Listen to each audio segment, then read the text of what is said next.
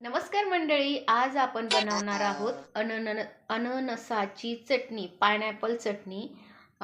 तर व्हिडिओ शेवटपर्यंत नक्की बघा.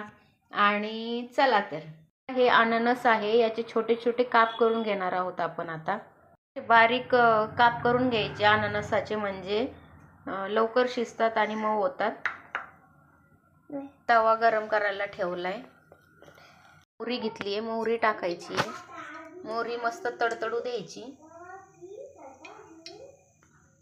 त्याच्यानंतर त्याच्यामध्ये जिरं टाकायचंय, ते पण चांगलं तडतडू द्यायचं. हे बघा, अशी मोहरी तडतडली की त्याच्यात या लाल मिरच्या टाकायच्या, आपल्या कढीपत्ता टाकायचा. हे बघा, आता त्याच्यामध्ये हे अननसाचे काप टाकायचे.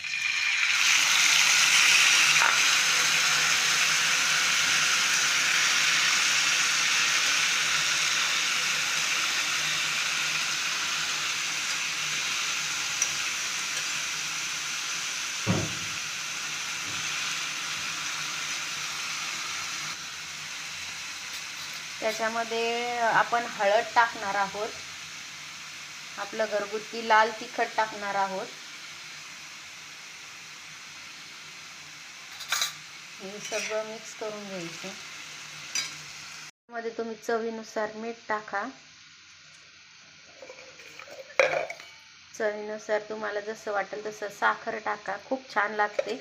आणि आपल्या साईडला जास्त करत नाही, हे केरळ साईडला जास्त करतात अननसाची चटणी, आणि ते लोक भातासोबत खातात. आपण हे नक्की ट्राय करा, खूप छान लागते. आणि गोड आंबट पणा येतो, आणि त्याला जास्त काही घालायचं गरज नाही आहे. लाल तिखटाने कसं चटणी खराब पण नाही होत आणि जास्त काळ टिकते.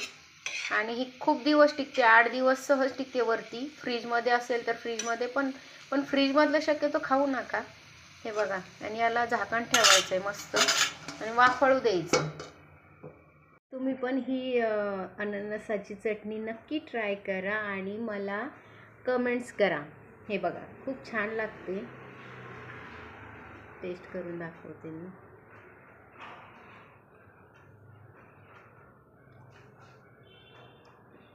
की मस्त लागते ना भातासोबत. तुम्ही कशासोबत पण खाऊ शकता, एवढी छान लागते ना. नक्की ट्राय करा आणि असेच प्रेम देत राहा. Thanks for watching. बाय.